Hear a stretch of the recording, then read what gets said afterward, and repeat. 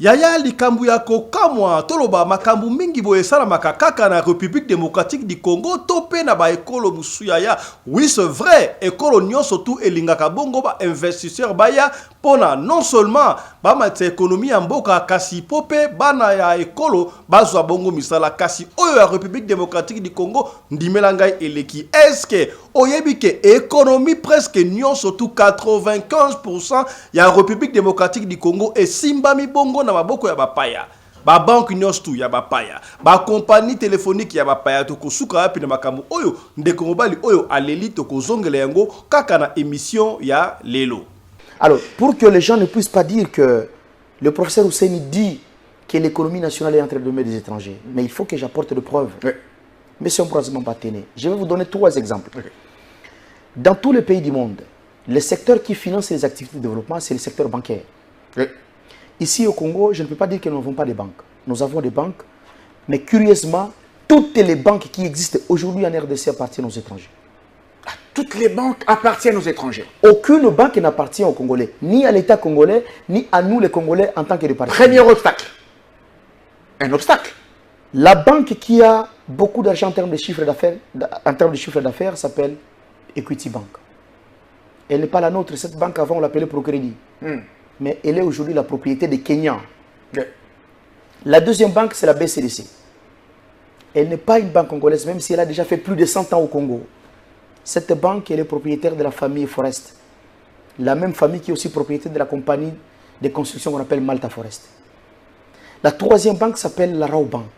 Elle n'est pas non plus congolaise. Affaire 13 députés sur 500 députés, tu es bien en tango na maponono. Ba pona ki ndenge pe li buku ya likondi ya ekola biselo ba il faut ka 500 députés kasi nzokande na 500 wana bazalaka plus 13 comme akabongo 513 batu ba imaki to ba yaki na justification que ba kondi ya député akala ba kondi ensemble akala ba kondi ya sénat akala et bimsaki 8 personnes kasi oyo musu batikali wala ba uti wapi ndeko mobali oyo apandi mpoke yango to kozongela yango na émission ya lelo. Maman Kamere botuna ye pour comme président de l'Assemblée nationale ba votaki pas batu combien Kamere président de l'Assemblée nationale voté par 481 députés avant to comme on a 513 19 bazana kati wana ba mona na raté za wapi. Parce que si on doit prendre le 13, Tobé za ba ancien chef de corps, j'informe à Kamere que baza 8. Les chefs de corps liste na bango bimi, les Mabunda, les Yemo Kamere, les Olivier Kamita tout baza 8. Obemina ko le so. Baza 8. 8 tito comme on a 13, 5 wana eza ya banani. Tokende balamoko na province ya Équateur, Grand Équateur, précisément na Yakoma et pa wapi ya gratuité de enseignement oyo zeli ko moni sabiso makambu. Talabana ya 7e année C. Éducation de base, conditions ba ko tangela ka yango et pesi passe ya la lobaka chaque fois. République démocratique du Congo ezali kaka Kinshasa te, kaka Lubumbashi te na ba province talabana ya Yakoma. Condition ba ko tanga yaya et pesinga ipasi kutu molakisi yemoko pesusu aleli. Voilà la condition pour laquelle nos élèves du lycée étudient. Je suis en 7e année C de l'éducation de base. Voilà, nos enfants sont parteurs. Merci beaucoup. Vraiment. Partageons ces vidéos de nos élèves de la 7e année C du lycée Mama Léona. Voilà comment les élèves sont parteurs pour raison d'études. Yaya, c'est grave, c'est grave, c'est grave. Boyebi soldat oya JR a potanaki na mama wana na aéroport likolo ya mbongo ya parking 5000 francs pamba kasiye lokola mapinga azalaki bongo appréhender alekaki liboso ya bazozi kaseleko kamisi biso tango bazozi batuniye yo musala nino banaye kosala na aéroport international ya Njili soldat oyo mapinga ayebi musala te oyo banaye kosala na aéroport. Hey yaya pasi pesoni mawa na République démocratique du Congo tokozongela onka na émission ya lelo. Prévenir tribunal ali ko tuna boy. Bon, ba policier RVA mosala monga za ganini. Tribunal lu jongo boisi. Muti mo RVA, muti mo buju wabishi. Abu même tchana mo mulondo lo lamijumu ya buto njimumanya wanyu mujumu njingenza kundi mumanya lwa mutu wenzeka yazo lo bagate na aibi musala ba policier vete mais aibi ne musalo ya salaka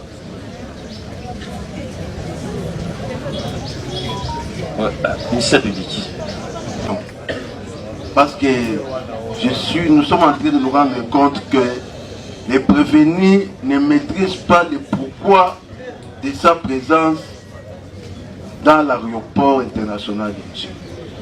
C'est pourquoi nous allons continuer, nous allons nous accentuer là-dessus. Prévenir comment Moussala na yo tant bazo pesa mondu que zola tateni na tongo ba ebisio direction aéroport ezaka Moussala nini ajiwa mbwasi pas tout la tateni muji ulo atani chimo mambiji okupesha secteur wa aéroport mujimu bujibu abishi aji asi nkamanda man alors qu'il a ça répondre déjà à répondre à ta 100 000 fois, à répondre à un tribunal. À répondre à un tribunal. Tu vois mon boissé, ou tu m'as répondre à ta 100 fois, bien 1000 fois, mais où tu peux tribunal. Mujimu wanyu munda mwachi halu mwapu kwata baji vocateur baji benda bipa bantu bintu biabu ni bantu baji baloba imakija mashini vambelo atomilungu benga mwakuboila munda mwachi halu mujimu wende ujambo wase mujimu wende ujimu wase kukanga ba azolo baketi musala na ye zapo na ukanga batu yo bamiyibi bazo ya na kacha ropo pona kuiba babilo kwa batu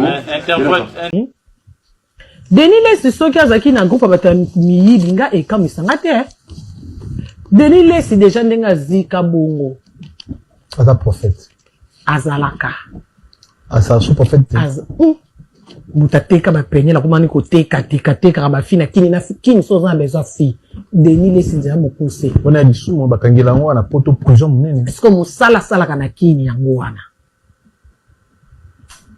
azalaka mambo koyiba nga Denis Lesi ko kamusanga te poti bakanga na ndolo Denis Lesi azo mutu akokana na ex président na biso bakota kana na ba bureau ba présenter que leki ya président ba yekola signature ba leki seti na ba digital na kindelo bakangela na ndolo ndebo mona kazika bonga posa ko maya moto te na cachon de choko ezaki te kuna ko sukola te choko ezate mambu nyoso compliqué bakangela ki moyibi alika na journal à 20h dans ce lelo esusu ana carte batami yibi exacte ka banjo yiba lelo peut-être bato poto pour ba wele lelo ngana ebina yake je dis les en fait il y a comment ko vivre soit na côté ka ba fi na matolo a comment ko vivre na pétage ndenge moko alobara et ceux qui kopeza wana et sengi que il faut tcha liboko a kochana liboko po yota l'intérêt faut zonga na quelque chose na église azaka présente combien de fois étant que pasteur église tout le monde a live ba direct maman tina mtatikala na église yesu ko musane zani po musala na yefo azana cher kuna na bampate ya nzambe mais na cher az absente azara toujours présente na pétage toujours présente na bandumba toujours présente na moyibi toujours présente na ba makambo toujours présente na ba manque ba respect ayako pia biso témoignage à lokuta awa ya mama Blanche akufa selon les échos ba écho azu ba preuve ba makende ba kate ba nzoto yona ba komeka ko lukisete akomo senga ba pardon nzemo amuke akomeka ko soutenir penyel na kindumba akomo manquer pasteur Mike respect ba kangaki asengi pardon donc na mukuse est-ce que Denis Lesi ngaza vie na nga na sala na chaîne na mais Denis Lesi nga na yebaki na lelo en tout cas ça deux personnes donc na mambo ko moyibi nga na okamo na ngate nga na okamo ate nga na wike Denis Lesi depuis nga na kinya yiba rapo ba liksaidi na ba nini na mambo ki moyibi parce que ba to na idée ya ko lié ko landa signature mokonzi oluki muto akokani na Joseph Kabila ex-président otambola na ba bureau ke leki ya président ba signer pe ba ko mobinisela bino mbongo si e komi na niveau ba kotisa chaque mois po mbongo ebima Moutonga zaka souple tena landela ba benga ba landela likolo boy bobi kombo ale kinal baten kombo bobi tena famille présidentielle kombo ani raté mais soko tali garçon na balexé na digital mobimba ya ex président zo mona peke papa moko maman moko na mwindu Moi mon prophète. oh baso tambola ba bimisa kutu déjà ba mbongo siko ndenge ezaka moyibi bakanga ke pemba la moko te ba yibi ba lieka na bango mbongo na signature taka ba yekoli signature à chef de l'État moni niveau siko eba yekoli signature ya chef de l'État témoin ezanan ba na leki ya chef de l'État Et puis prophète Denis sera crédible.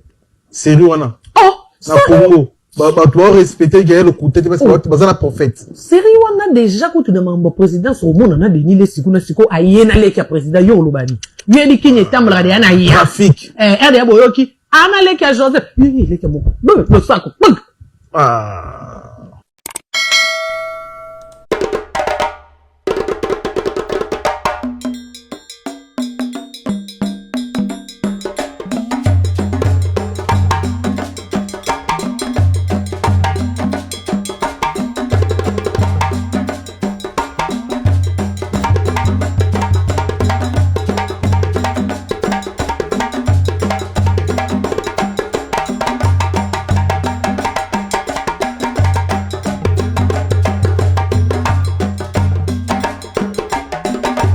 mobali mbinga na mwina ngolo aboya hydroquinone soki ezotambola basheri bazokweya mayanga na retrouve douce tendresse affection epa na yo nasalelo nini mpo ndimake na kupendaka sana shitakwacha pelende na tangu ya kala tangu zalaka nanu kin label mwa époque moke Kinshasa label ya tomona yango tobosani yango te pe toyebi yango bis électrique liboso na Afrique mobimba ezalaka kaka na Kinshasa na République démocratique du Congo sika wa bato bako tosaka susu salubrité te bo petu ya nzezi sute ya naba mama mikolo ya tala mama oyo ameli canette ye azu yango abwaki na terrasse abosani ke soki komi ebele eko provoquer bongo érosion heureusement ba jeune garçon oyo ba interpeller mama oyo mama soki omeli sucré ken canette joie chance ya koluka poubelle pour la koboa kaka yango note boy mboka na biso ekotonda na ba salité ebele tokosuka api na ba érosion oyo ezali kotungisa bongo République démocratique du Congo précisément na Kinshasa tokozonga na kaka na émission ya lelo voilà yo muto mesala ko boaka ba plastique ya ba plastique na musala ebele ko sala to yambaki awa bandeko oyo azaki spécialiste na poubelle ya bongo na mboka français to pesa ki numéro na ye kasimbura matani na abengi ete est-ce que oyebike o to bengaka goudron nzela to bengaka yango prince tokolaka macadam sika mituke tambolaka oyebike basalaka yango pe na ba plastique na ba sachet soko ozi prince ya ba sachet na ya goudron okomona différence a été ba bikutu ya ba plastique za na endurance koleka oyo ya ba goudron exemple à suivre ah to kay bongo na Inde to kozonga na kaka na émission ya lelo bana ya nsomi ya Congo démocratique mbote na bino bisika nyonso bozwami bozala na Kananga na Kisangani na Kipushi na Équateur Mambenga na Kisangani na Mbujimai Kananga Boma partout le Lubumbashi Bandundu ba Congo topé bandu maboka msuyokola ba France Égypte Israël Belgique États-Unis d'Amérique partout sika bozali yebisa ndeko radio locale télévision ici et bandi seul rendez-vous seul programme seule chaîne oyo tokutanaka pona ko solola makamwe koleka bongo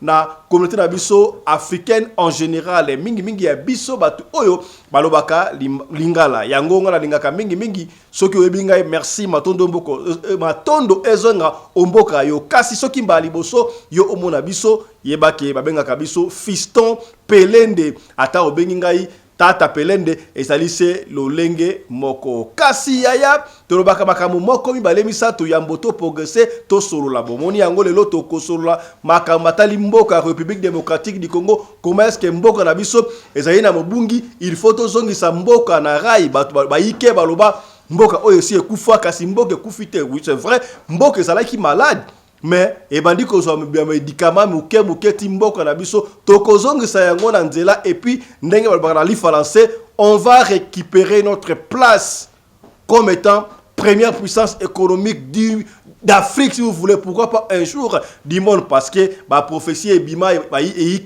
que na Congo démocratique to kozala bongo mboka oyo bato bakokima na lombango koya koluka vi na République démocratique du Congo. Leo to kosola bakamotali mboka na biso bobu na sommaire kuna soki to instant na sukande to kobetela yo lisolo oyo peut-être ekosunga, mais non seulement lisolo ekosunga na ba to kosola awa ekosunga pe yo esika wapi ozali to sengi na yo o s'abonner ya to zali ebele. To link to comme 45 000 membres. Alors, pour recommander, tala papa Pembeni, maman Pembeni, tout na est-ce que aussi au s'abonner à la radio loco télévision, s'abonner bongo à la radio loco télévision pour la communauté oyo et kende bongo li bosso. Voilà. Il y a un truc qui est balamoko na Grand Équateur, précisément na Yakoma. En ce qui concerne gratuité enseignement, oyo ndenge balobaka na lopoto, ça fait couler beaucoup d'encre. Dernièrement, tu l'as dit bino commerce que ban ya 8e année, c'était 8e année, 2e année primaire na 8e. Ndenge basalaki 388 na salle moko. Molaki sikutu aleli, ba enseignant ba kolelaka. Est-ce que tu sika boy? Na lo bazui moso na bango te.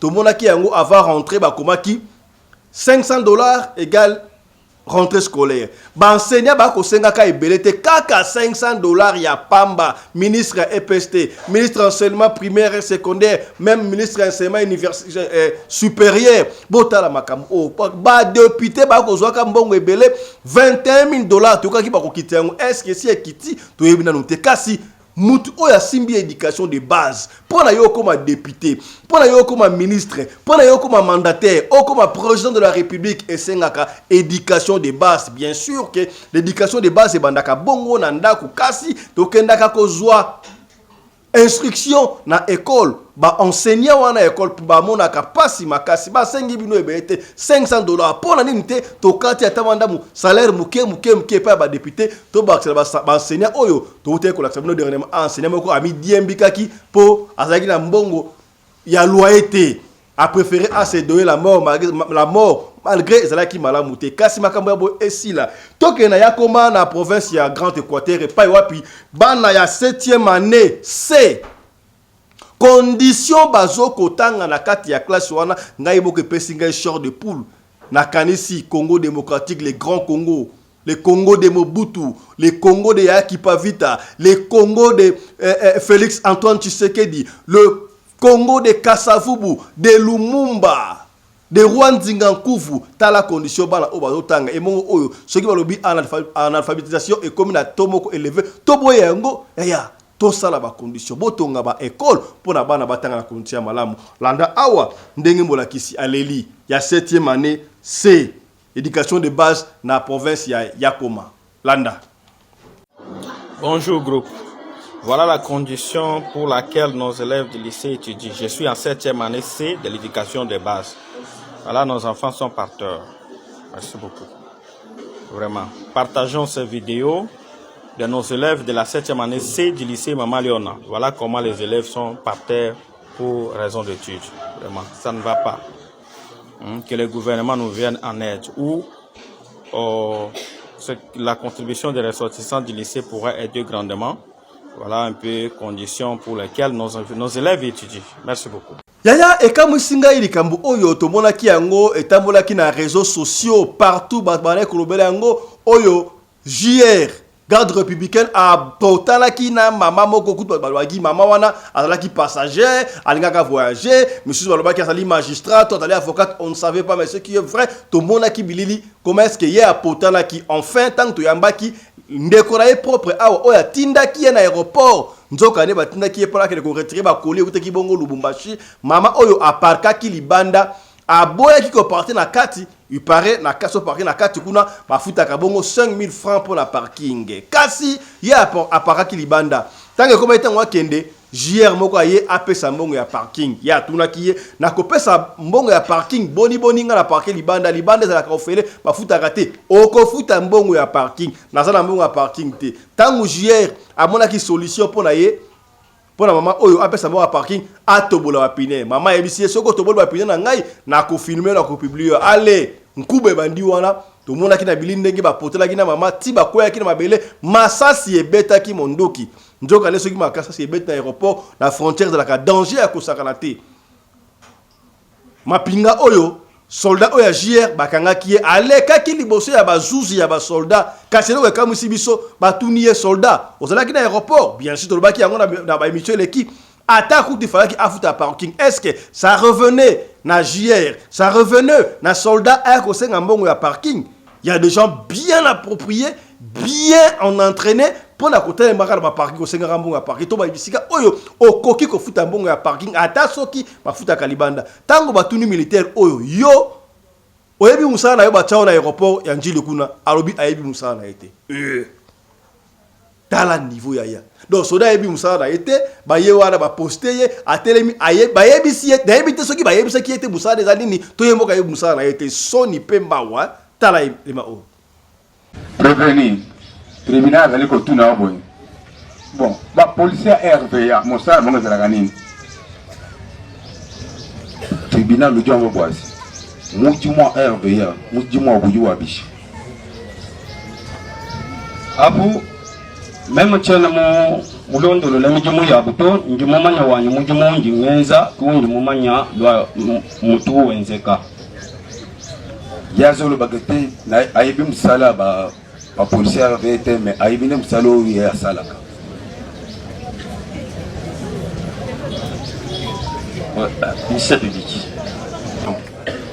parce que nous sommes en train de nous rendre compte que les prévenus ne maîtrisent pas le pourquoi de sa présence dans l'aéroport international de Niger.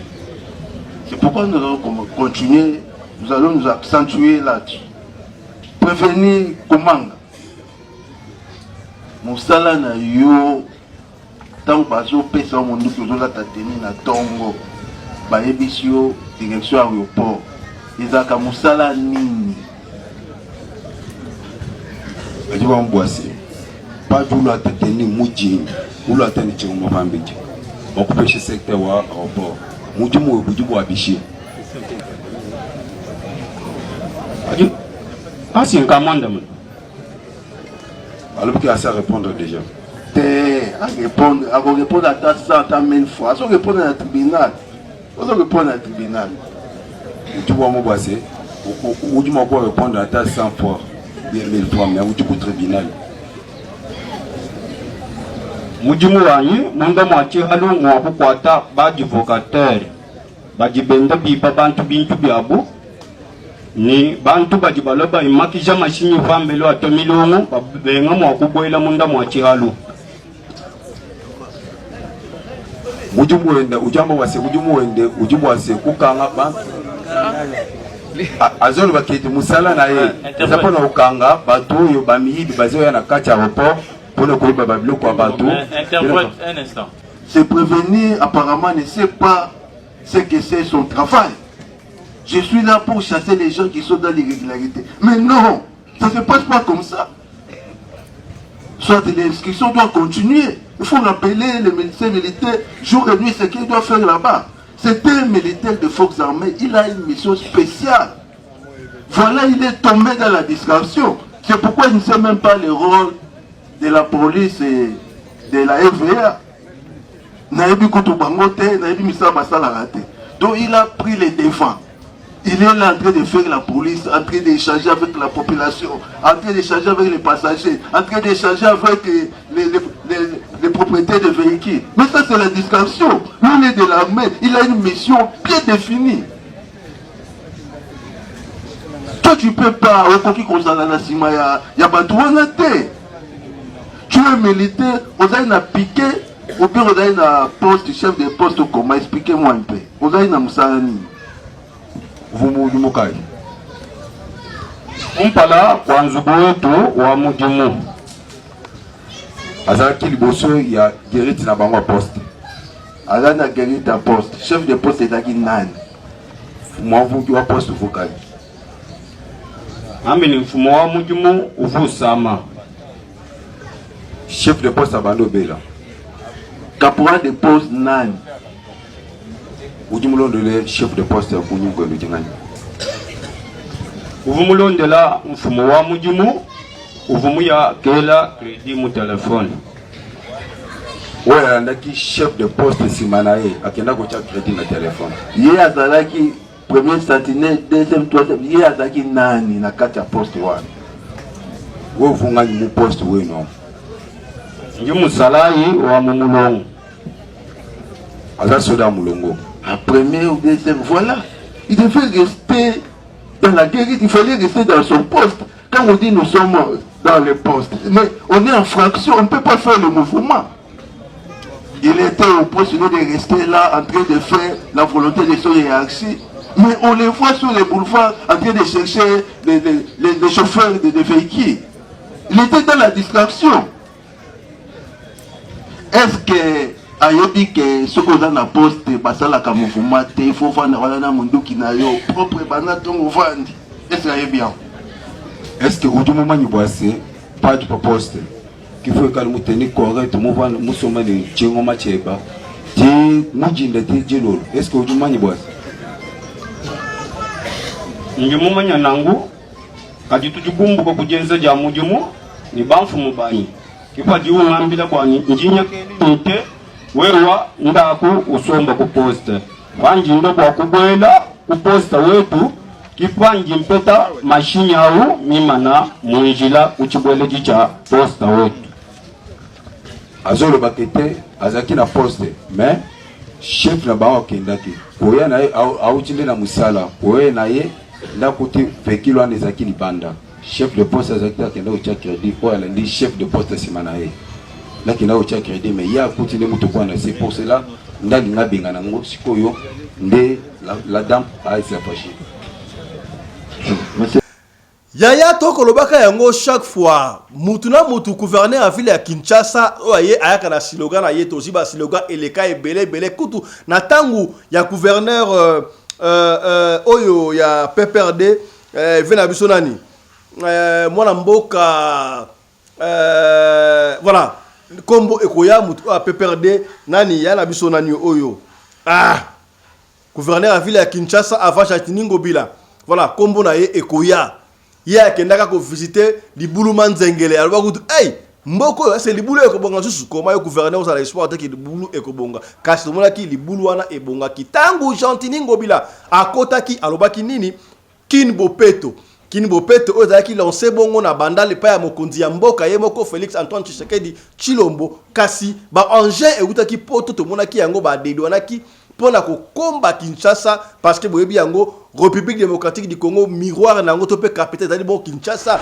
tozongisa Kinshasa tango zala ndenge zalaka kala Kinshasa la belle parmi les plus belles villes ya Afrique Kinshasa zalaka na kati soki la soko monaka na Facebook Kinshasa ya 1975 ya 1979 ezalaka kitoko na boulevard du 30 juin mais tala sikawa ndenge koma Kinshasa aurait évolué et kita basala ka même titre comparatif na Dubaï na 1980 et korea côté le matala Kinshasa mukete mais sika butala Dubaï et les kabiso sur tous les plans biso to zonga ndesima pour la nini non seulement l'état non seulement le gouvernement mais la mentalité na kati na biso et sengeli na biso moko kati na biso a changé mentalité na ye papa fiston olobi mentalité oui mentalité tala lokola exemple ya mama oyo a comme la secret na ebite ce qui peut secret ce qui peut jinini asilisi yango oli abwa katala ba poubelle oza karanzela mama oyo abwaki yango na terrasse esika api batia pona mai ekendaka kasi yo tango kozwa ndengo wana obwaki yango na terrasse musuwa ya abwaki etondi epesi difficulté pona mai ekende soki mbula ebeti tango Kinshasa ekotonda obani moni l'état mbula matari akosalaka musala bien te pona nini tala sika mai etondi obosani ke yo obwakaki manzanza obwakaki basache obwakaki ken lokola boy et puis si passe ba interpeller maman oyo pa ya ba citoyen kaka civil o ayebi civisme ayebi ko protéger mboka na ye mama asali mabe est-ce que pour la nini te toko ba lokola ba mboka msuba ba police o bate makala nzela ba police ya environnement soki mutu abwaki moi salité na nzela abwaki basache na nzela ba interpeller ka ye na lobite ke ba kanga ba lute o interpeller mutu lokola chaîne garçon asali ba mate okoki kobwaka bakasa ya kwanga awa te simba yango kende kobwaka na poubelle to pe mema yango obwaka na poubelle ndako na yo wana ekozala malamu mingi lana ndenge ba interpeller mama oyo ngo mama lokota yango lokota omelishi oye kobwaka kopali na kati ya terrasse ozobosana bazolongola salite na poilu na terrasse yo lokota yango lokota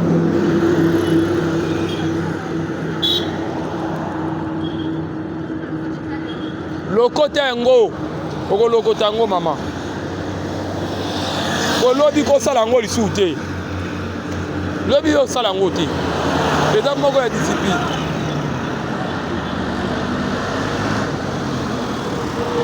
yaya makambu oyo ya kobwa kaka ba plastique na nzela kosaka na ba sachet toyebi ke sachet ekufaka te oui ba veni ebele tolakisa comment est-ce que Kinshasa la belle et comment Kinshasa la poubelle likolo ya ba sachet kasi yaya na système oyo ya kolukaka lukaka ba information toke ko découvrir est-ce que yo yebi ke basala ka nzela otoloba yango na linga otolobaka prince makadam esika ba mituko etambolaka na ba plastique ba sachet balobi kutu nzela oyo esalami na ba plastique pardon ezalaka na endurance koleka oyo bate babanga na ba goudron salami bongo bameki yango na inde kitoko ya kosaka te na mboka Bangladesh yaya na bakoto ba inde kuna bameki yango ingénieur wana azali prêt ya koya tala bato oyo foto collaborer na bango po na mboka na biso ke liboso yo lingo pesa mutu batongi mwa eteni ya mwa 200 mètres nano basisi kotonga te kote bani kotoboka nzokande ba sachet auto boaka na terrasse ba sachet auto boaka nzela oye bebe si ba veni soki to sangisi yango tozui esika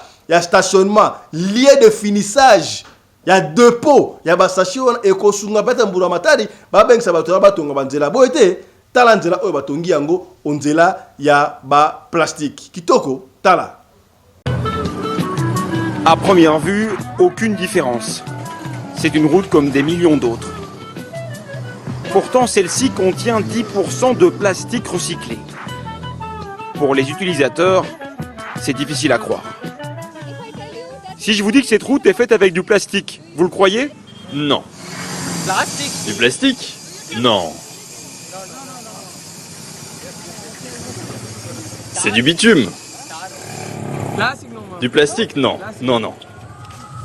Voici l'ingénieur qui l'a réalisé. Et pour lui, au contraire, la différence saute aux yeux. Vous pouvez voir ici, c'est très solide. La route est toujours intacte, 7-8 ans après sa construction. Les bords ne sont pas abîmés. Habituellement, ils sont enfoncés, mais pas ici. Quand les véhicules passent sur une route, les bords s'érodent, mais pas dans ce cas. Ça prouve la solidité de la route.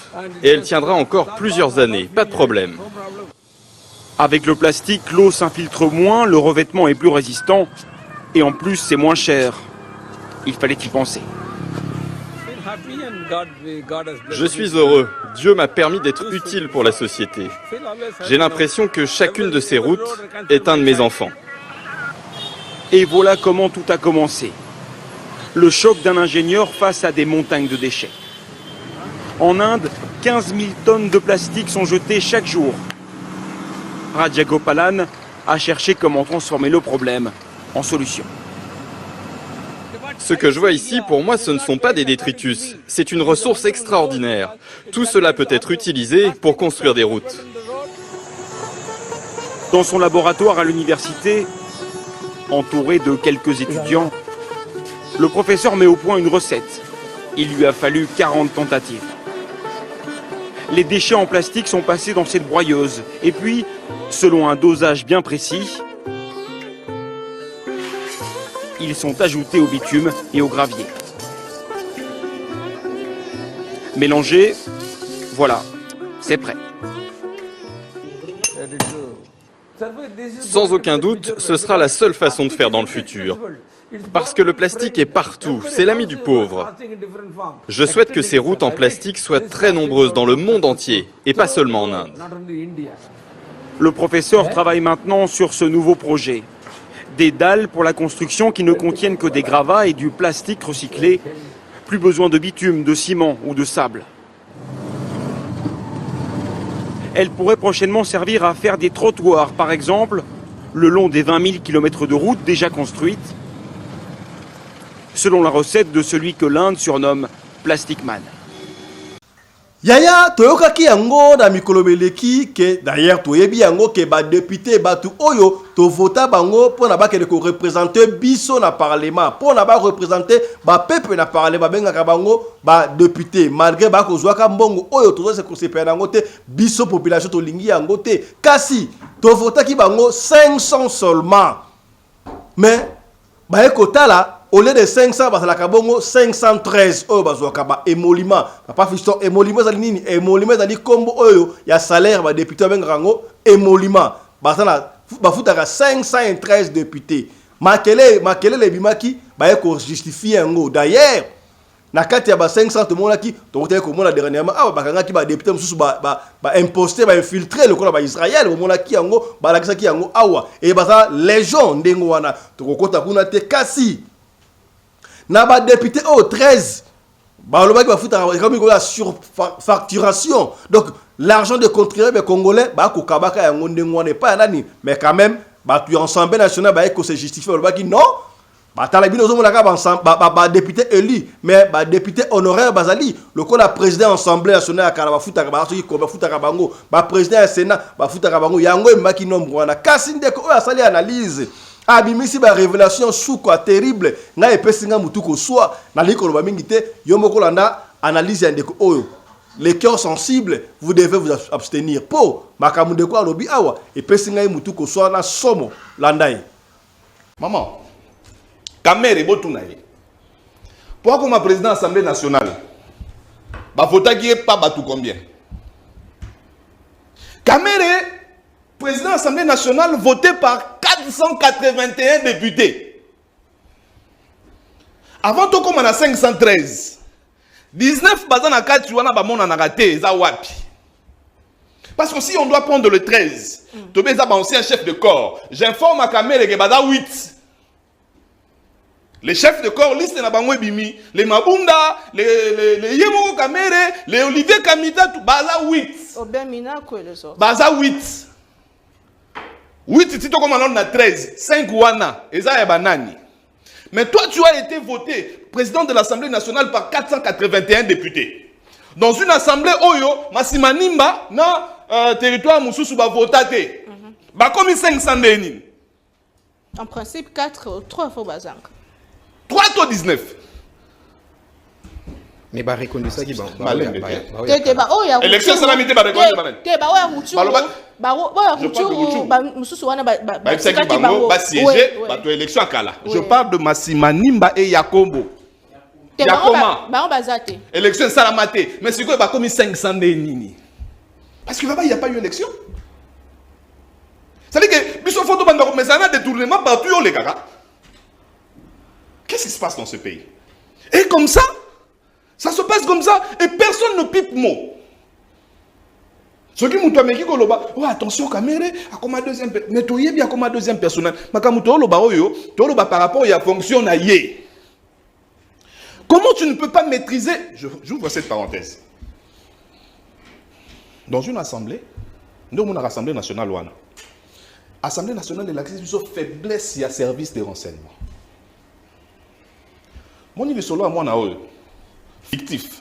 Israël Mboko, c'est un mot comme ça. Kamere veut nous dire qu'il connaît pas. Parce que c'est lui le chef. C'est lui le patron de l'administration. C'est lui le numéro 1 de l'Assemblée nationale. Et puis, service et renseignement. Balingi ba yebisa biso ke batonyo so ba kotaka na Assemblée nationale. Ba yebisika ba vanda raté. Ba yebi ba mena raté. Parce que ceux qui balingi ba commissaire yo, ceux qui katumbi un jour comme président de Zambie par exemple mon frère. Avant il n'ira pas en Zambie. Avant yo comme ministre. Bah on doit comme on a yo. Bah tindi na service de renseignement. Et yeba ceux qui tu es une personne digne de foi et de confiance. Tant que aussi ça continue dans le service de renseignement. Faut pas voir comme on a yo. Bah tindi na police judiciaire. Bah yeba ceux qui casier judiciaire na yo eza malamu.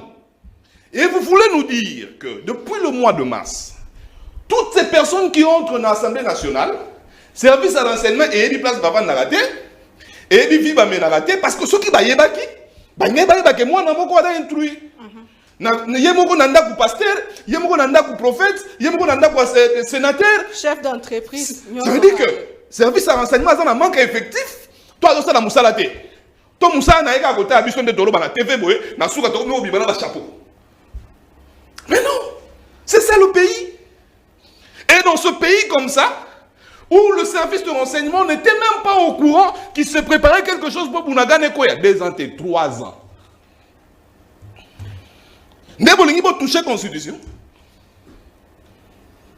Si déjà nous avons des services qui sont ailleurs, Oyo, bah où tu peux savoir sa biographie à Moutoua à Penabo Moni, place à comme la Congolaise a été.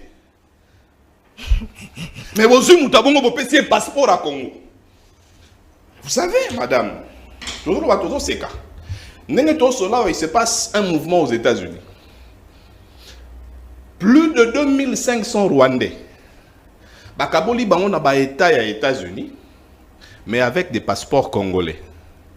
Babwa qui moun dans les États-Unis au nom de la RDC, des Rwandais. Ces Rwandais vont étudier aux États-Unis comme des Congolais. Ces Rwandais vont finir aux États-Unis comme des Congolais. Quand il va falloir que bazonga na mboka na bango ba ke kosa musala, bakoya na mboka nini? Na Congo. Parce que nationalité d'acquisition. C'est comme ça qu'aujourd'hui, nous avons des débats sur la nationalité de Katumbi, de Kamere, de Rouberwa, de Oyo Tshisekedi. Na Londres, lobaki les Banyamulenge sont les Nganaza Muluba. Na lobaka Jiluba. Yo za mutete là, lobaka Jitete là. Ye, na comprendre, c'est bien terre. Alobaka, nous avons la bao. Les Banyamulenge parlent quoi? Les Kinyarwanda. Et ils deviennent congolais. Moïse parle quoi? Frère, on ne peut pas ne pas parler de nation, république, sans parler de qui fait cette république. Nous sommes congolais. La France n'a commis une nationalité française, comme président de France. Eux, peut-être la constitution de chez eux permet. Mais Yomoko Tangi, une exclusive. On ne peut pas détenir la nationalité congolaise concurremment avec une autre nationalité. Il en a une. Une seule. Tu parles de qui? De Katumbi. Je ne faisais pas la fixation sur Katumbi. Mais ils sont dans la nationalité, Est-ce que savez-vous que toute l'économie de la République démocratique du Congo, presque toute l'économie de la République démocratique du Congo, est entre les mains des étrangers? Papa Fiston, oui, ça les statistiques, surtout dans le domaine financier. Na ba banque nyo surtout ba banque République démocratique du Congo ezali ata na banque moko te à part banque centrale et pesi biso mutu ko so ba banque ya ba paya na ba paya ba mbok ti ba mboka lokola ba Togo baza na ba banque biso to na ngote ba Nigeria ba paya baza na ba banque na mboka na biso kasi bino batu ya mbongo ya Congo bato bazwa mwa mosolo bino batu benga ko sala ba rébellion pour sur marché te est-ce que bokoki kotonga banque na Congo te bana ya mboka banque ya bana somi ya Congo tous à la banque pour aller encore plus loin, ba compagnie téléphonique Nyon sur le monde na Congo, au Songolo, au Pakala, à ta côté ya fils du pays, ya République démocratique du Congo et Zalaka, toko miwapi, toko suka ndengeni niboye, passe na moté mayaya et surtout na un exemple typique.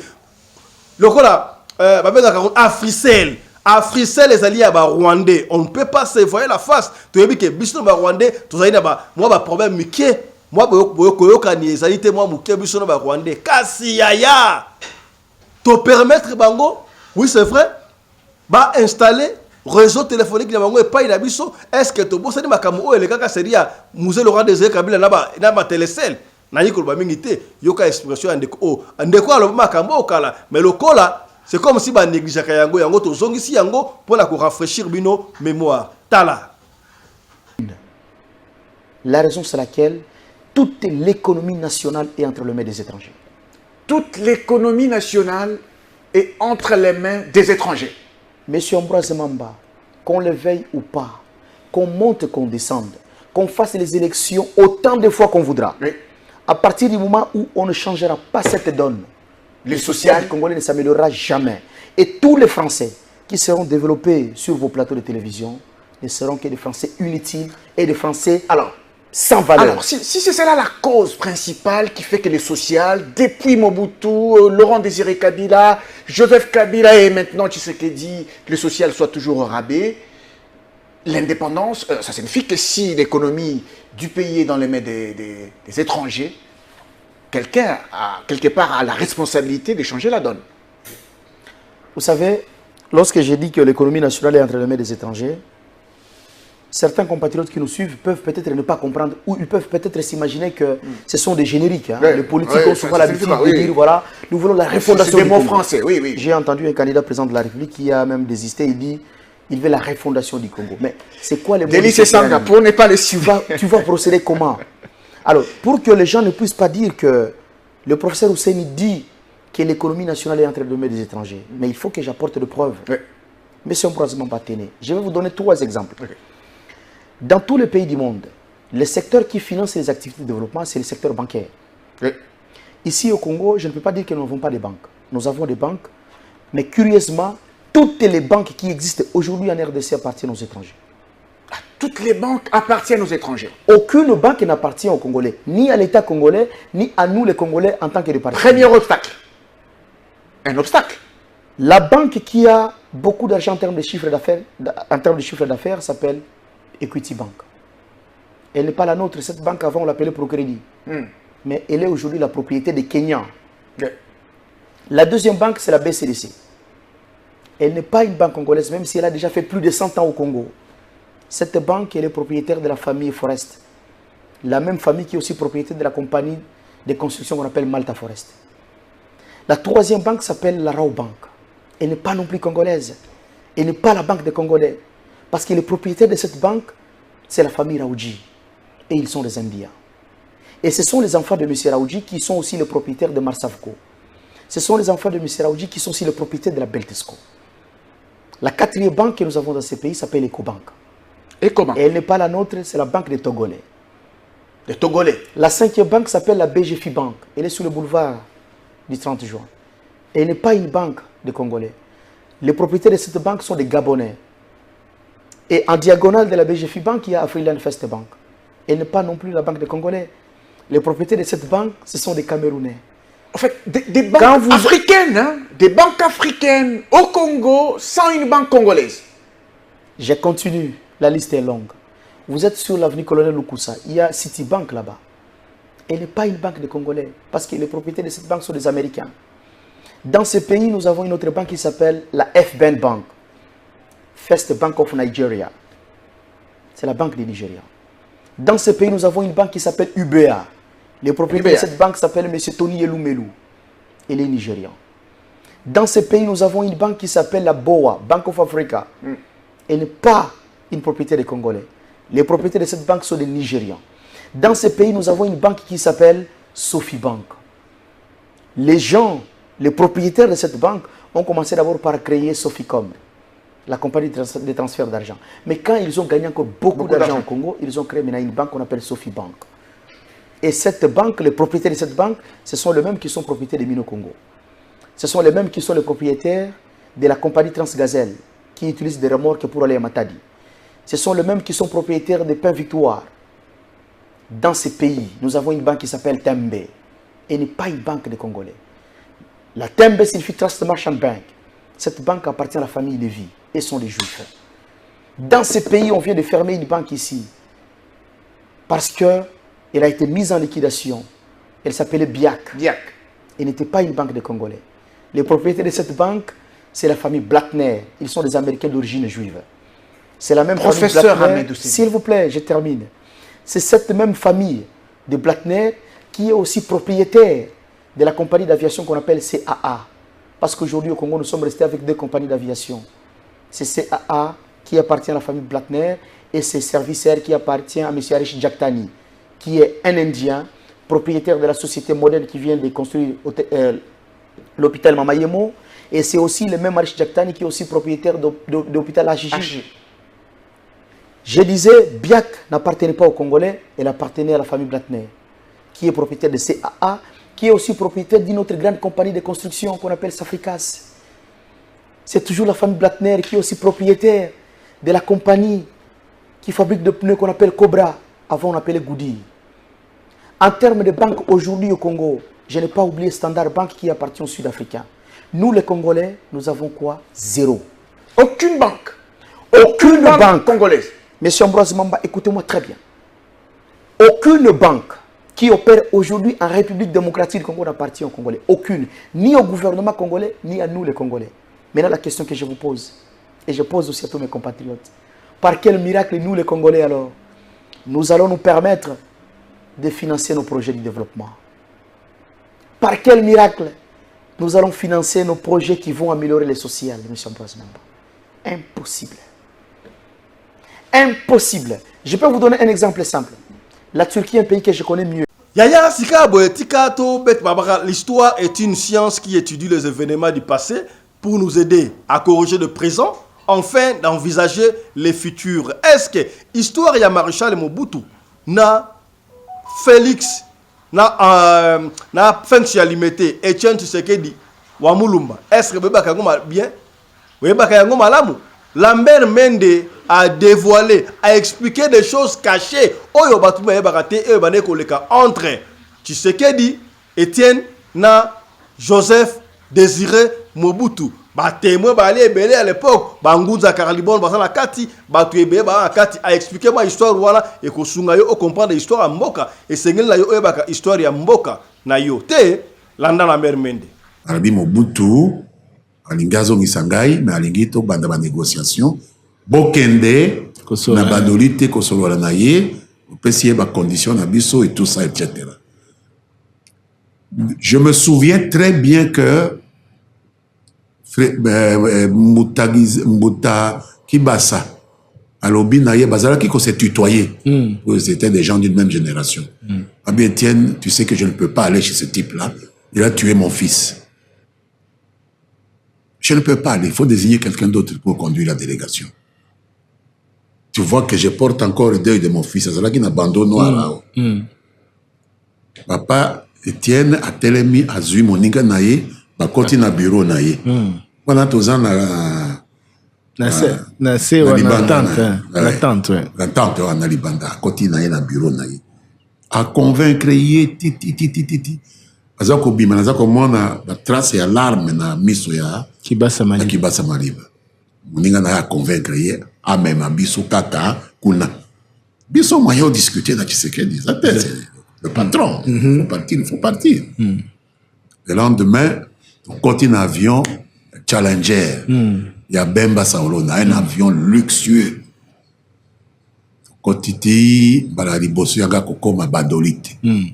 To komi na badolite, to kuti vraiment mutuka ya luxe wana bazui ki basana mutuka, biso batie biso na minibus moko boye. Ale to landani ti de tina kawele, sika Mobutu azaraki, to kuti ye moko azali libanda ya grille. Aza kozela biso libanda ya grille. Libanda lupango. Libanda ya lupango. Komi wana na yebite azalaki mutu moko assez organisé. Wana je m'étais remarié, ma femme venait d'avoir mes jumeaux. L'enfant qui vient de se marier d'ailleurs maintenant avec sa sœur. Je n'avais même pas encore vu mes enfants. On m'a dit seulement ta femme a eu des enfants à Dens en Belgique là-bas et je me préparais à aller les voir quand cette affaire-là est arrivée. Zokande, président Mobutu, atindaki batunaye koyeba, eloko nini ebimi na vie ya moto na délégation na biswana. Quelles sont les dernières nouvelles de chacun na vie nae? Sauf Frédéric Kibasa, yebana kimingi. Ayeba ki mwasi na ye, mama Frazi, tout ça alors. Apesi Kibasa mbote. Freddy, sango boni. Boni et Frazi, aza kolamba, apondu na yewana, tout ça. Oui, président, tout ça. Bon, oyakei. Ayeko yamba, président Chibwabwa. Président Chibwabwa na pashi ndeko na ye batutaki ye na mutuka ya armée na Kananga. Ndeko na ye akufaki. Tango apesi ye mbote maître. Je compatis à la douleur de la famille. Nous allons arrêter ce chauffard de l'armée et le ministère de la Défense va dédommager votre famille. Ah, merci excellence, merci excellence. Oyakei. Tango ayi koya kopesa ngai mbote. Me salue. Ah, Mende. Maman Azawapi. Azawakobenga Maman Bobila da. Maman Azawapi. Maman, papa Azawolukayo. Alors, sa femme arrive. Elle dit, mais y'a quoi ça tata na mbote te? Moi, je ne savais pas pourquoi il disait ça. Il y a quoi, ça t'attend en botte. Comme j'avais eu des jumeaux. Voilà. Et que maman il passe. Hé, papa Mende, au bout, tu m'as pas ça. Alors, moi, toute ma haine, là, de tous les problèmes qu'il me faisait tombe. J'ai dit, cet homme connaît mes petits. Mais il connaît mes enfants. Comment? Mais c'est pas un mauvais type. On l'accuse pour rien. Il était très fort. Donc... Il dit, et un garçon et une fille encore. Hein? C'est pas comme vous deux, vous êtes des filles. Mais lui, il a eu un garçon et une fille. Ah, papa, vraiment, Zambé. Vraiment, je l'ai considéré avec beaucoup de sympathie. Il connaît mes petits. Tu vois? Alors, Tokomikuna allait à Tiebiso vraiment à l'aise. À l'aise, non. Namoni Nambokoyo. Ngai na kozina mino de toza ba pilier ya mbokoyo osilisa makambo ya kengo wana na mindele na ye wana tout ça kozonga na bonga na ye ati biso a raconter biso ba problème oyo aza na kengo tout ça etc. Kaka tolingi tolongwa tolingi tokoka kibasa linga kota na mutuka na ye biso toke na vana wana Freddy allez tozongi abi on a un seul problème l'évêque aza kozo makambo ya Mosengo tant qu'il est là kengo akolongwa te ils sont tellement liés des papa kibasa lobi na ye mais c'est votre groupe qui le soutient. Comment ça? Bengi Bandungu Boulanyati, Benga Bandungu. Qu'est-ce que j'apprends? Vous soutenez Sangoana, vous soutenir Bandungu Alobi, maréchal, nous sommes vos troupes ordonnées, nous obéirons. Non, allez, réunissez la majorité avec nos amis et faites-moi sauter ce type. Une fois qu'il a sauté, leur chef va revenir à la primature et puis c'est fini, le pays va prendre un bon départ. Ah, Topesi, merci. Tozongi wa nabiso to sali tour na Kinshasa Ngaina Olengankoi.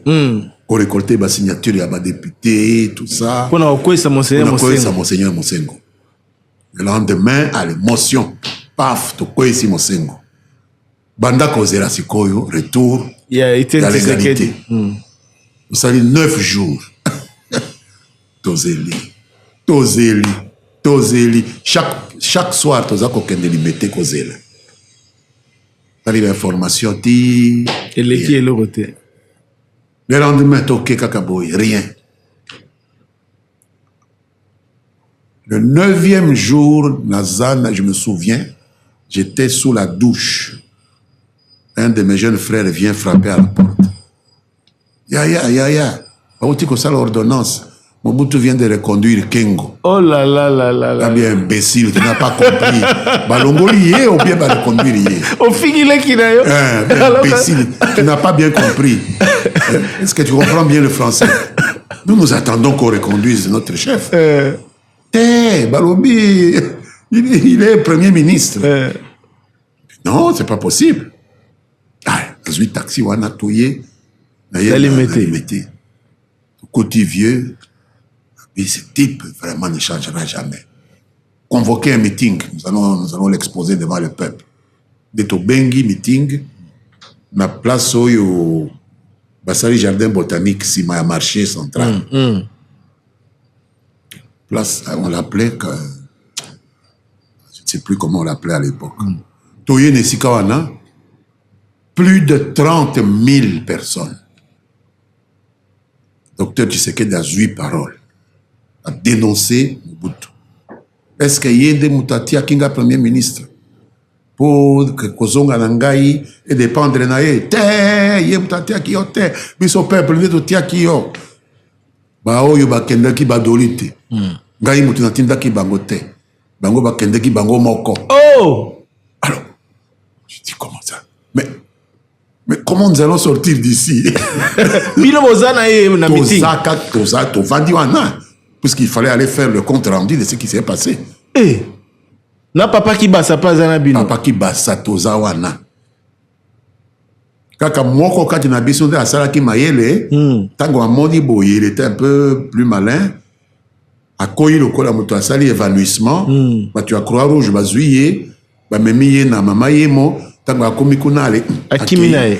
Biso ba tozaki lokola ba bololé boye, nous attendions aller. Qui basa avait ses gardes du corps, il avait beaucoup de gardes du corps, lui il est sorti, mais nous autres ici, j'ai été tabassé comme tu ne peux. Voilà.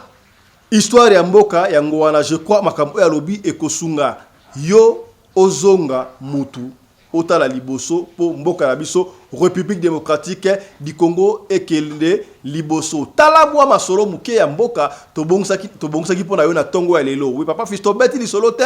Oui la régie nous fait signe que elle ko meli solo o pesa li masolo ya mboka olingi li solo proprement dit to ko beti li solo na émission ya après-midi mais sikabwe et c'est là qui important pour Nabiso to solo la makam oyo ya mboka Nabiso République démocratique du Congo yo mutota la biso ya soko sana solo ko pesa benga biso soki obengi biso osu biso te tikela biso audio ya liso na oto ko bete yango kaka ndengo lingi to bete yango soko ntutanga kombo to kutanga kombo soki po boyi to tanga kombo te to kutanga kombo te biso to évoluera ndengo wana. Allez, portez-vous bien, santé de fer à tous. Chap chap et tchara.